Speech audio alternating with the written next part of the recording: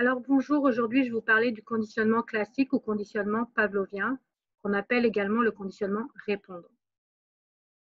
Si vous avez déjà travaillé un petit peu sur l'apprentissage, vous savez qu'il y a deux grandes familles d'apprentissage, l'apprentissage non associatif et l'apprentissage associatif. Alors, il y a beaucoup plus de représentants d'apprentissage associatif que non associatif. Donc, je vais vous parler de ça aujourd'hui, puisque les conditionnements, quelle que soit la forme de conditionnement, les conditionnements font partie de l'apprentissage associatif.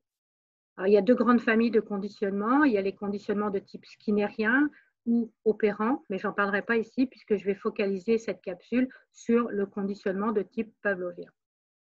Toutes les formes de conditionnement ont quelque chose de similaire, c'est qu'il y a deux événements de stimulation et qu'on va mettre en place une liaison autour de ces deux événements, une liaison conditionnelle qui fait qu'on va pouvoir, contrairement aux apprentissages non associatifs, on va pouvoir élaborer ce qu'on appelle de l'anticipation. Puisqu'il va y avoir une liaison entre deux événements, la survenue du premier événement va, par anticipation, permettre d'imaginer la survenue du second. Et ça, c'est capital au niveau de l'apprentissage, puisque cette possibilité d'anticipation est extrêmement importante et va jouer un rôle énorme dans la survie des espèces. Alors, revenons à l'apprentissage de type conditionnement pavlovien. La première question qui se pose, c'est qui était Pavlov? Qui était cet homme qui a laissé son nom à la première forme de conditionnement? Alors, Pavlov n'était pas du tout un psychologue, n'était pas du tout quelqu'un qui travaillait en apprentissage. C'était quelqu'un qui travaillait en physiologie, plutôt en sciences, médecine, etc. Il a d'ailleurs remporté le prix Nobel en 1904, qui est le prix Nobel de physiologie et de médecine. Par la suite, il a eu la médaille Copé en 1915 qui récompense les meilleurs scientifiques expérimentaux de type plutôt médicaux. Donc, on voit qu'il est loin de la psychologie expérimentale, il est loin de la psychologie de l'apprentissage. Alors, qu'est-ce qui s'est passé? Il s'est passé que pendant qu'il faisait ses expériences, pendant qu'il travaillait sur la physiologie de la digestion, il a fini par se rendre compte que les chiens qu'il utilisait salivaient à des moments inopportuns pour ses expériences. Donc, ça a dû le déranger dans un premier temps. Dans un deuxième temps, il s'est rendu compte que c'était systématique. Donc, la salivation, elle n'arrivait pas de façon aléatoire, elle arrivait de façon systématique, mais il n'arrivait pas à en comprendre les causes.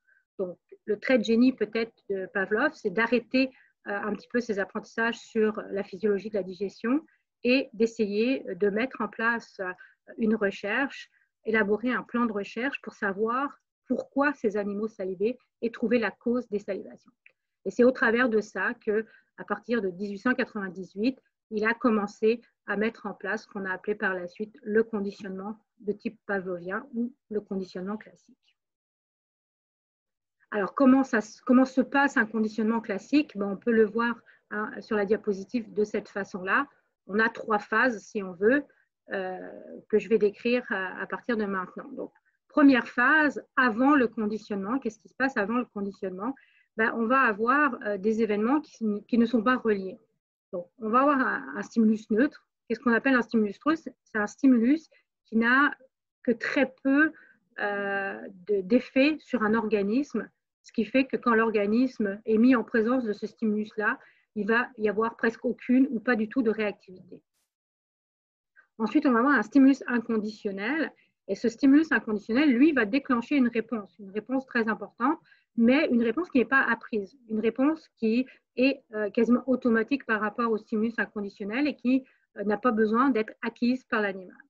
Donc, on va partir avec le prototype de l'expérience de Pavlov telle qu'elle est expliquée dans la majorité des livres ou des sites Internet. Comme stimulus neutre, on va prendre une cloche, un son. Si je fais entendre un son à l'animal, peut-être que la première fois, il va avoir une réaction d'orientation, mais par la suite, il ne réagira plus. Donc, on a bien un stimulus neutre. Et on va prendre comme stimulus inconditionnel la nourriture, de la viande, parce que quand on montre de la viande à un animal, à un chien en particulier, on va obtenir une salivation et on n'a pas besoin de lui apprendre à saliver. Donc, on a bien deux événements qui n'ont pas de rapport l'un avec l'autre. La viande n'a aucun rapport avec la cloche.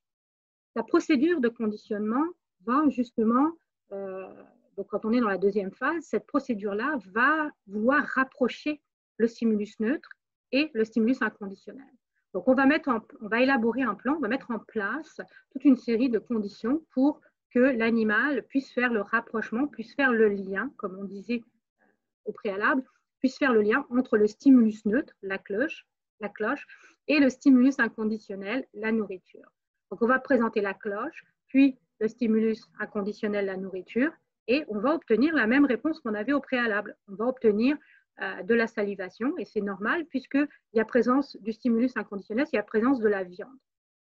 La phase qui va nous intéresser le plus, c'est la dernière phase, c'est ce qu'on appelle ici après le conditionnement, c'est de démontrer en fait qu'il y a réellement eu un conditionnement. Qu'est-ce que ça veut dire qu'il y ait réellement eu un conditionnement? C'est-à-dire qu'on a changé, on a élaboré un apprentissage, on a changé quelque chose dans la situation. Donc, ce qu'on va faire, c'est qu'on va présenter le stimulus neutre, mais à ce moment-là, ce stimulus neutre-là va avoir perdu sa neutralité. Excusez-moi. Il va être devenu ce qu'on appelle un stimulus conditionnel. Et ce stimulus conditionnel, il va entraîner une réponse conditionnelle. Et c'est ce qu'on obtient après le conditionnement. La cloche permet de déclencher la salivation. Mais à ce moment-là, la salivation n'est plus une réponse inconditionnelle, mais elle devient une réponse conditionnelle.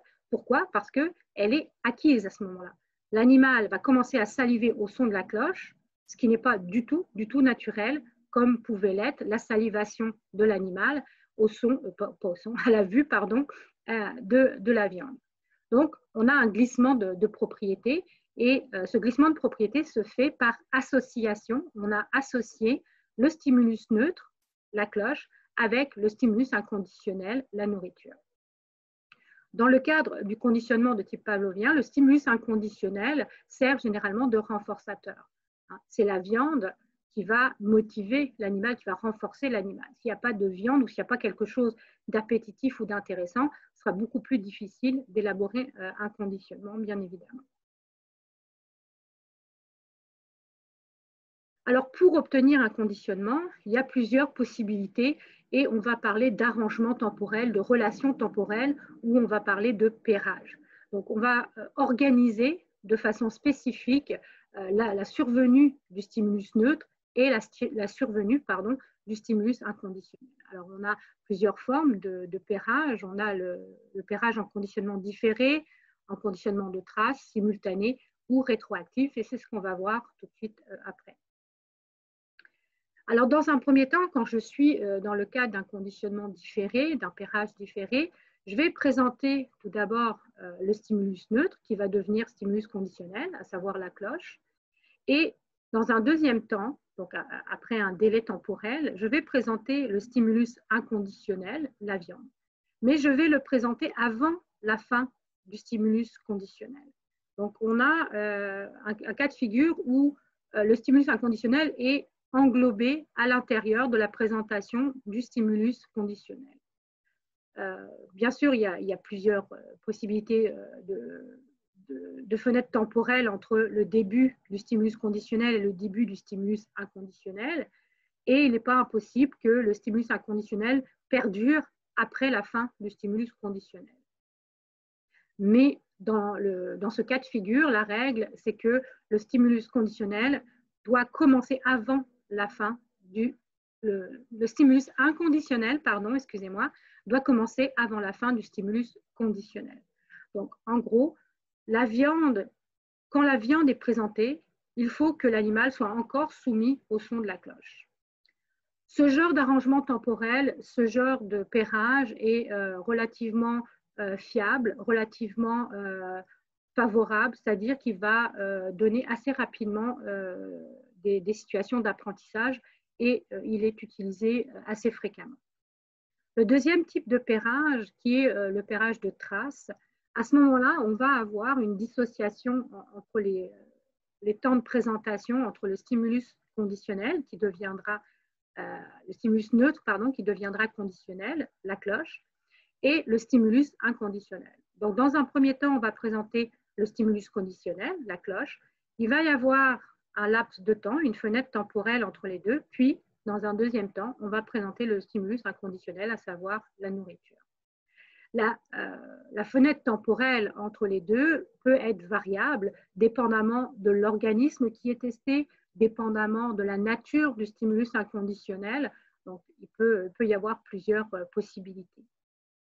En général, les stimulus de trace sont également des procédures qui donnent des bons rapports, qui donnent des bons conditionnements et qui sont également très régulièrement utilisés dans la littérature.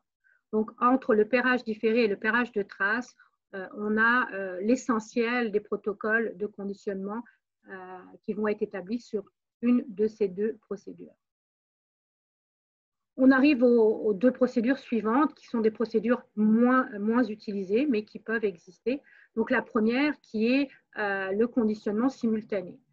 Comme son nom l'indique, on présente en même temps le stimulus neutre qui deviendra conditionnel et le stimulus inconditionnel, c'est-à-dire qu'on va donner à l'animal en même temps, faire tinter la cloche et lui présenter la nourriture. Généralement, il est possible d'établir un conditionnement avec ce genre de procédure, mais ça prend beaucoup plus de temps. Pourquoi? Parce que les deux sont présentés en même temps, donc c'est difficile de faire le lien de cause à effet, c'est difficile de faire une projection anticipatrice d'un stimulus par rapport à l'autre, puisque les deux arrivent en même temps. Et puis enfin, le dernier cas de figure, qui est ce qu'on appelle le conditionnement rétroactif ou le pairage rétroactif, qui a pendant longtemps été considéré comme impossible. Donc, l'école créée par Pavlov, puisqu'il a travaillé sur le conditionnement, il a pris avec lui plusieurs chercheurs et il a créé une école qu'on appelle l'école de Saint-Pétersbourg. Dans cette école-là, et Pavlov en premier, je pense qu'on avait dit que c'était quasiment impossible de pouvoir réaliser ce genre de conditionnement. Il a fallu attendre, je pense, les années 50, le milieu des années 50, pour que la première fois un chercheur réussisse à établir ce genre de protocole. Puis après, dans les années 70, ça a été démontré plusieurs fois. Mais disons que le pairage rétroactif est le pairage qui a été le plus controversé et qui est probablement le plus difficile à mettre en place, bien évidemment. Alors, qu'est-ce qui se passe dans ce pairage-là? On va faire un petit peu l'inverse de ce qu'on avait l'habitude de faire, c'est-à-dire qu'on va présenter en premier le stimulus inconditionnel, c'est-à-dire la viande. On va laisser un temps de latence qui peut être variable. Et dans un deuxième temps, on va présenter le stimulus neutre qui deviendra conditionnel, à savoir la cloche. Donc, qu'est-ce qui se passe dans ce cas de figure? On présente d'abord le renforçateur, on présente d'abord la nourriture, puis ensuite, on va faire tinter la cloche.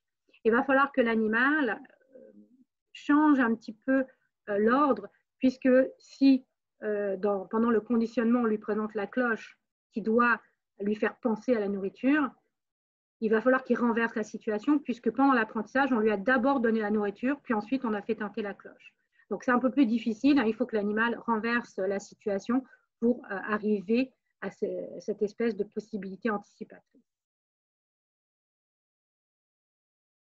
Alors, comme je vous l'ai dit, Pavlov, à son époque, a travaillé sur la mise en place du conditionnement, puis une fois qu'il a réussi, il a créé toute une école, donc on appelle soit l'école de Leningrad ou de Saint-Pétersbourg, dépendamment, et il a engagé plusieurs jeunes Russes, chercheurs, qui sont venus et qui ont travaillé. Donc, ils ont mis en place tout un tas de choses. Ils ont démontré, évidemment, l'acquisition, l'apprentissage du conditionnement, bien évidemment, mais ils ont également parlé de généralisation, de discrimination, d'extinction, de récupération spontanée.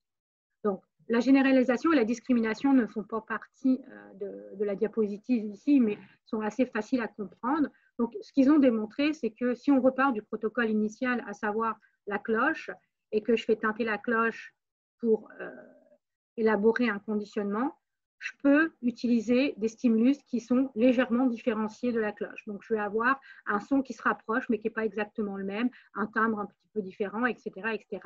Et par glissement, comme ça, je peux généraliser. Donc, je peux faire en sorte que l'animal réponde à plusieurs stimulations de façon conditionnelle, sans avoir à réapprendre, bien évidemment, le conditionnement. Donc, ça, c'est intéressant puisque en termes d'apprentissage, de pouvoir généraliser. Hein, c'est un gain énergétique. On n'a pas, en tant qu'organisme, on n'a pas besoin de recommencer, puis de recommencer et de recommencer les apprentissages. On peut faire un glissement et répondre de la même façon à plusieurs stimulations similaires. La discrimination, c'est l'inverse de la généralisation. C'est une procédure stricte qui va mettre en place un lien entre un stimulus précis et un stimulus inconditionnel, donc un stimulus conditionnel précis et un stimulus inconditionnel, mais ce lien-là va être restrictif, c'est-à-dire qu'on ne présentera la nourriture que lorsque la cloche, et cette cloche précisément, avec ce timbre-là, va retentir. Et là, l'animal va apprendre qu'il ne peut pas répondre à d'autres stimulations, même si elles sont proches, parce qu'il n'aura pas son renforçateur. Donc, on fait une procédure restrictive qu'on appelle une procédure de discrimination. Et puis, comme le montre la diapositive, l'école, Pavlov et son école ont bien démontré les phénomènes d'extinction et de récupération spontanée. Donc, si on regarde la courbe d'apprentissage, hein, on va avoir donc une mise en place de l'apprentissage, donc une progression, et on va atteindre le plateau, l'asymptote, les points où l'animal a acquis et où il démontre qu'il a acquis le conditionnement. Qu'est-ce que c'est que d'avoir acquis le conditionnement? C'est le fait qu'on sonne la cloche et que l'animal va saliver, mais il n'y a pas présence de la nourriture. Donc, si je continue ça très régulièrement, je vais avoir un apprentissage où il y a absence du renforçateur. Je sonne la cloche, l'animal salive. Je sonne la cloche, l'animal salive, mais il n'y a plus présence de nourriture. Ce qui fait que, puisque je n'ai plus le renforçateur, l'animal n'étant pas complètement stupide, ou l'organisme qui est soumis au conditionnement n'étant pas complètement stupide, va finir par arrêter de répondre. En gros, le chien, à force de faire sonner la cloche, il va se dire, c'est bien joli, mais la nourriture, elle n'arrive pas. Donc, pourquoi est-ce que je continuerai à saliver? Donc, je ne vais pas mettre mon énergie à mettre en place une réponse conditionnelle si finalement je n'obtiens rien. Donc, c'est ce qu'on obtient dans un deuxième temps et que vous voyez en bleu ici, qui est la courbe d'extinction. Et c'est systématique, l'école de Saint-Pétersbourg l'a bien montré, que s'il n'y a plus apparition du renforçateur, on va avoir une diminution des réponses jusqu'à une extinction complète, une absence complète de réponse. À partir de là, la question qui s'est posée était de savoir, est-ce que l'animal a oublié? Finalement, il ne répond plus parce qu'il a oublié la liaison conditionnelle qu'il avait appris au préalable. Et encore une fois, l'école dirigée par Pavlov a montré que non, ce n'était pas un oubli, mais c'était juste une façon plus judicieuse de répondre, à savoir que puisque le renforçateur n'était pas là, il était plus intéressant de ne plus saliver. Donc, ce qu'ils ont fait, c'est qu'ils ont laissé un laps de temps.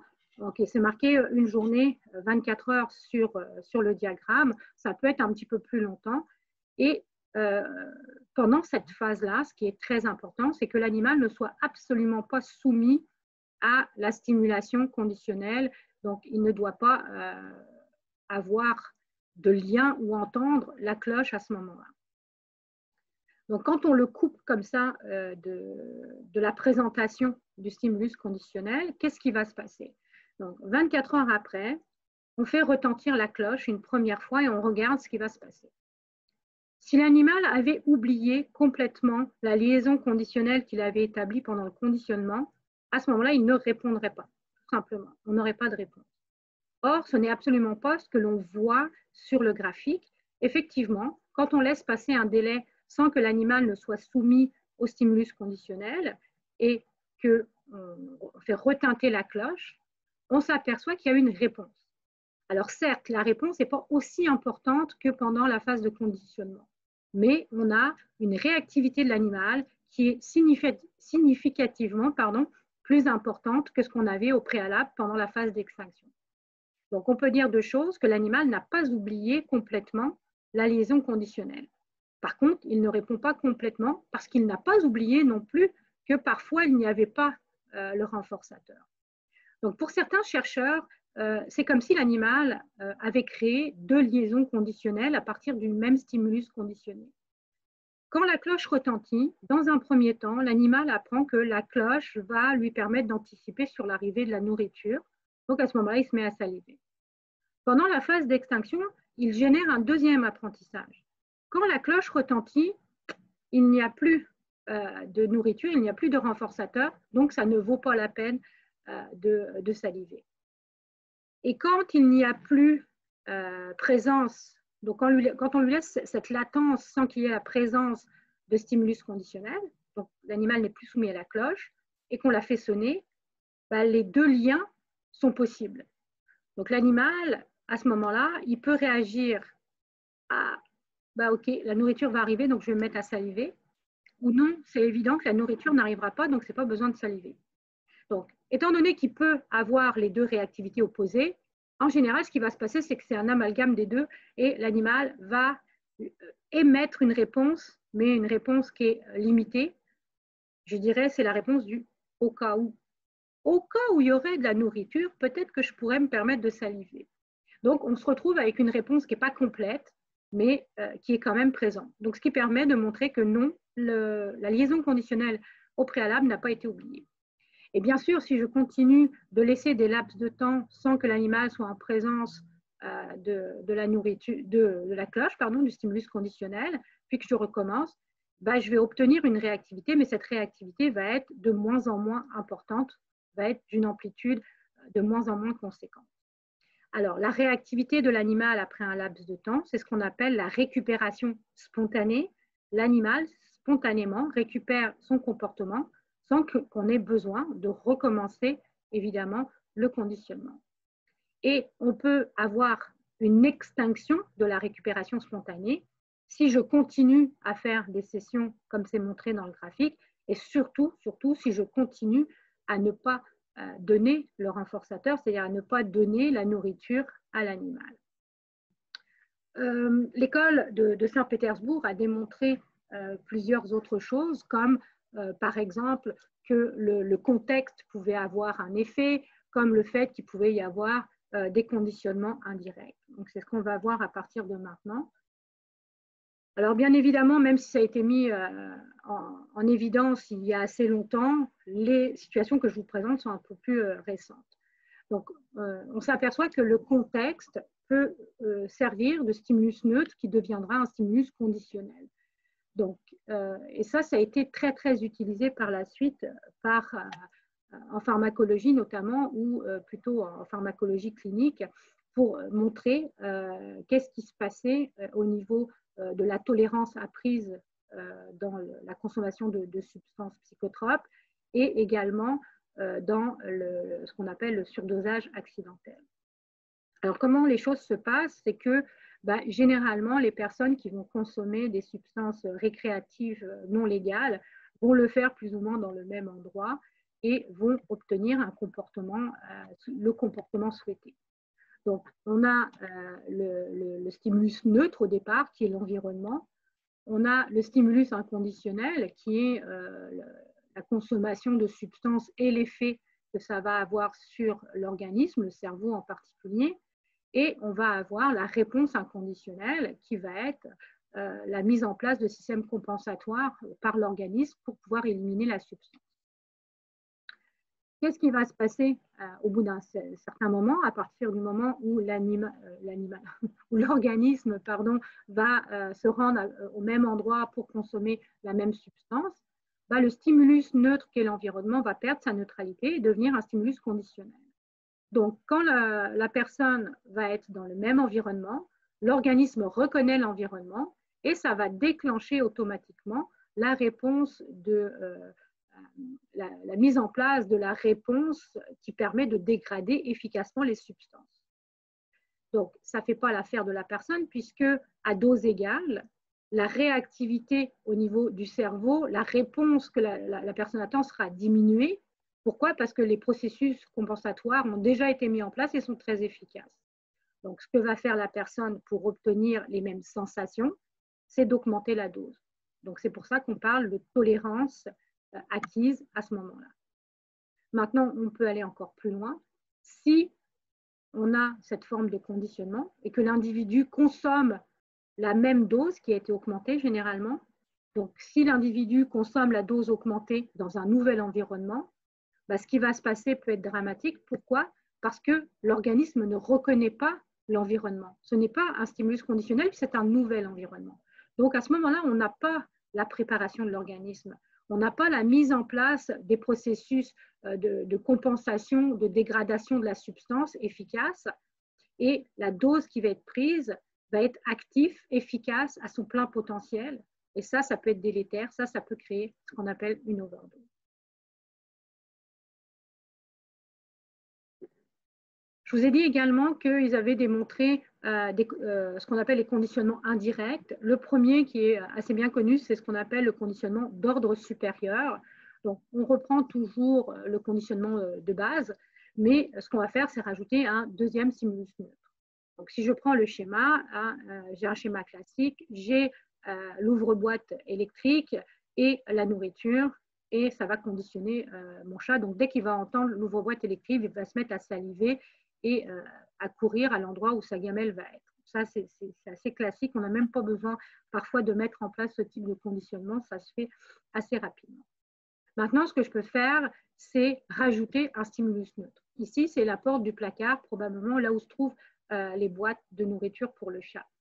Donc, ce que je vais faire, c'est que je vais générer une liaison entre l'ouverture de la porte de placard et l'ouvre-boîte électrique.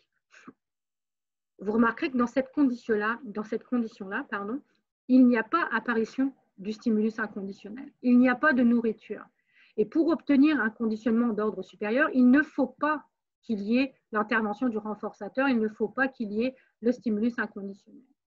Donc, ce qui va se passer, c'est que je vais établir une liaison entre le premier stimulus neutre qui est devenu un stimulus conditionnel et un deuxième stimulus neutre. Donc, une fois que le lien va être créé entre les deux par répétition successive, quand je vais appliquer le deuxième stimulus neutre, je devrais m'apercevoir que ce deuxième stimulus neutre-là est devenu un stimulus conditionnel et qu'il va entraîner la réponse conditionnelle chez le chat, à savoir la salivation. Pourquoi? Ça va se faire par liaison successive, par transfert de propriété. On a l'ouvre-boîte qui est devenu un stimulus conditionnel. Donc, l'ouvre-boîte permet d'induire la salivation. Ensuite, j'ai relié l'ouvre-boîte avec la porte. Donc, puisque l'ouvre-boîte me permettait d'anticiper sur la nourriture, la porte me permet d'anticiper sur l'ouvre-boîte qui me permet d'anticiper sur la nourriture. Donc, en final, la porte va permettre de générer la réponse conditionnée, à savoir la salivation. On a ce qu'on appelle le préconditionnement sensoriel, qui est également un conditionnement indirect et qui peut être considéré comme l'inverse du conditionnement d'ordre supérieur. Pourquoi? Parce que c'est un peu le même mécanisme, mais la liaison entre les stimulus neutres va se faire avant le conditionnement, tout simplement. Donc, je vais associer deux stimulus neutres, comme là, la lumière et le son. Donc, dans l'environnement de l'organisme, je vais les présenter de façon successive pour qu'un lien soit généré entre les deux. Ensuite, je vais choisir un des deux stimulus neutres, ici le son, et je vais l'associer à la nourriture. Donc, le stimulus neutre va devenir un stimulus conditionnel et il va être associé à un stimulus inconditionnel. Et finalement, quand il sera devenu conditionnel, il va générer la salivation. Donc là, dans la phase numéro 2, j'ai élaboré un conditionnement classique usuel. Maintenant, ce que je vais faire, c'est que je vais reprendre mon deuxième stimulus neutre, la lumière, et je vais présenter la lumière à l'animal. Et là, je vais m'apercevoir que la lumière va permettre directement, sans qu'il y ait de procédure de conditionnement, bien évidemment, sans que jamais la lumière n'ait été en présence de la nourriture, la lumière va permettre la réponse conditionnée, à savoir la salivation chez l'animal. Pourquoi? Parce que préalablement, j'avais généré une liaison entre la lumière et le son. Le son a été conditionné. Moralité, la lumière, elle aussi, est conditionnée au même type d'apprentissage, au même type de conditionnement. Donc ça, c'est les bases un petit peu du conditionnement classique de type pavlovien. Maintenant, on pourrait se demander à quoi ça peut servir. Alors, ça sert en psychologie expérimentale, bien évidemment, pour démontrer les apprentissages, pour démontrer les capacités des animaux, etc. Mais on s'en sert également en psychologie clinique, par exemple. Donc, je vais vous parler un petit peu rapidement des possibilités d'application du conditionnement pavlovien. Donc, on peut s'en servir dans des thérapies, notamment des thérapies par aversion que je vais vous présenter. On s'en sert aussi dans des contre-conditionnements, dans des expositions et plus récemment dans des expositions par imagination, soit par l'imagination de la personne ou par une imagination dirigée, si j'ose dire, grâce à la réalité virtuelle.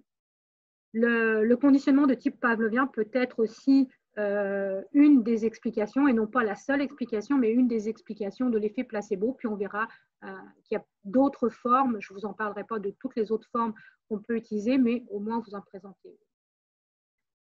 Donc, la thérapie par aversion, c'est une thérapie qui avait été essayée dans les années 70 pour faire en sorte que les personnes puissent arrêter de fumer, arrêter de boire, etc. Et elle était basée sur le conditionnement de type pavlovien. Alors, l'idée, qu'est-ce que c'était? C'était de prendre un stimulus neutre, enfin, qui n'est pas vraiment neutre, mais en tout cas qui était appétitif, comme la boisson, et de faire en sorte que ce stimulus appétitif-là soit rendu aversif par, évidemment, association avec quelque chose de négatif. Donc, on prenait un médicament soit qui donnait des maux de ventre ou des substances émétiques, donc des substances qui provoquaient des hauts de cœur ou des vomissements, et on associait les deux, bien évidemment, pour faire en sorte que, puisque l'organisme avait un mal-être, était malade, voire avait des nausées ou des vomissements, il puisse associer ces vomissements à la boisson, pour que, après le conditionnement, quand on donnait la boisson, ce soit un stimulus conditionné qui fasse penser à des vomissements ou à des problèmes gastriques. Alors, en théorie, ça fonctionne. Dans la pratique, ça ne marche pas vraiment. Pourquoi? Parce que si dans un premier temps, ça marche, on s'aperçoit que généralement, que ce soit pour la cigarette ou pour l'alcool, l'addiction est plus forte que ça.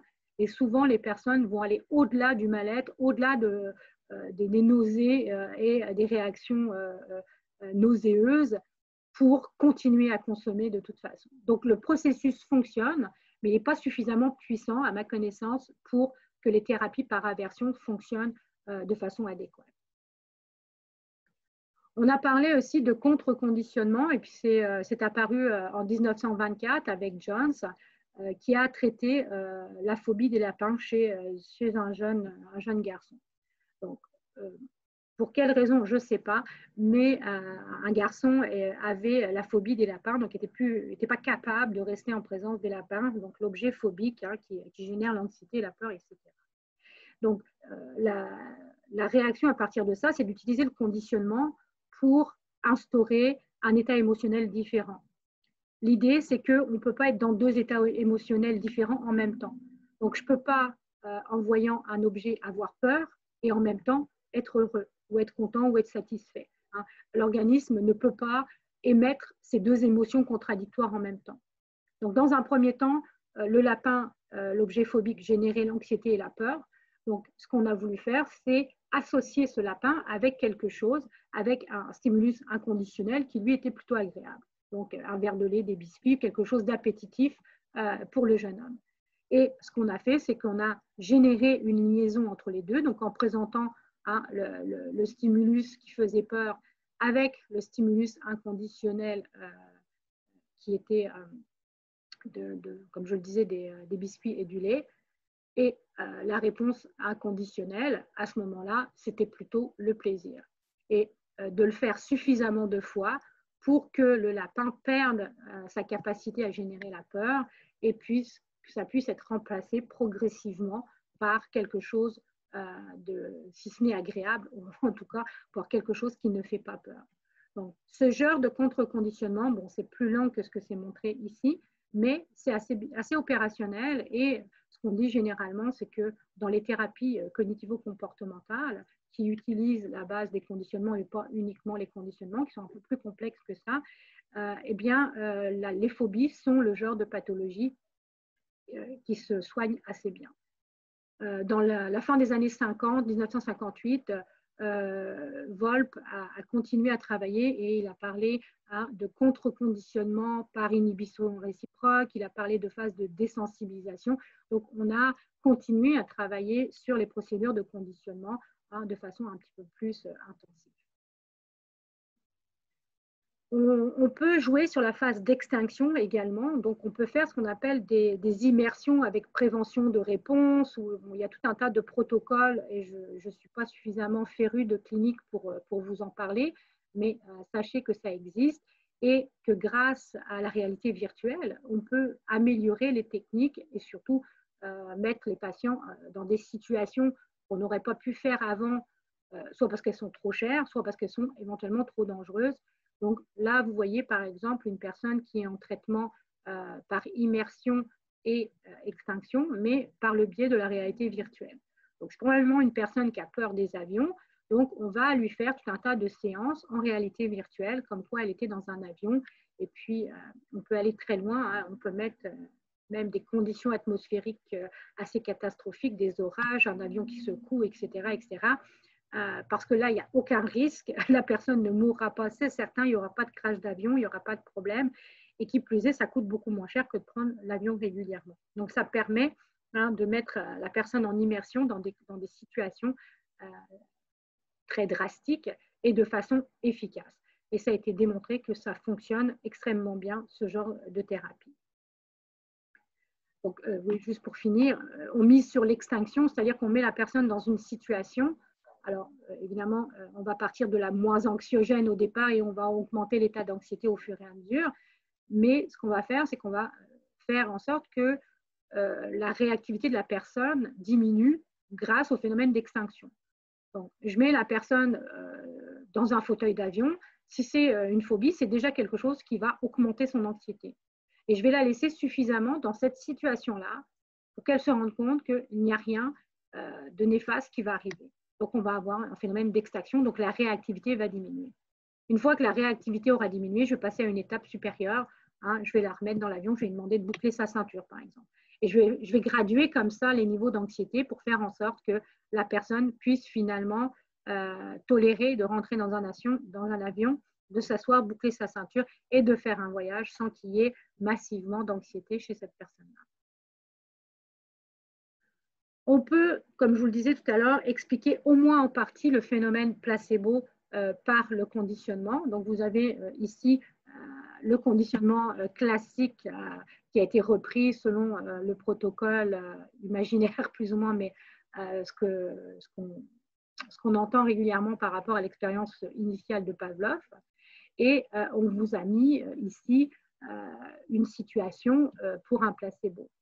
Donc, on a avant le conditionnement la réponse inconditionnelle, donc la nourriture qui faisait saliver. Et là, on aurait un médicament immunosuppresseur. Donc, quand on prend le médicament, on a un effet sur le système immunitaire. Et ce médicament-là, puisqu'il est efficace, il va diminuer l'efficacité du système immunitaire. Ensuite, je prends mon stimulus neutre, donc une cloche versus du lait fraise, où évidemment, il faut qu'il y ait une coloration qui soit identifiable facilement. C'est pour ça que là, on vous a mis du lait fraise vert. Je ne sais pas pourquoi on ne l'a pas mis rose, ça aurait été plus simple, mais il est vert sur la diapositive. Pendant le conditionnement, on va faire l'association. Donc, cloche et nourriture, ou le lait qui est identifiable parce qu'il a un goût spécifique et il a une couleur spécifique avec le médicament de façon régulière. Et à la fin, une fois que le conditionnement est établi, aussi bien la cloche va générer la salivation, aussi bien le fait de prendre son lait fraise vert va provoquer une inhibition du système immunitaire.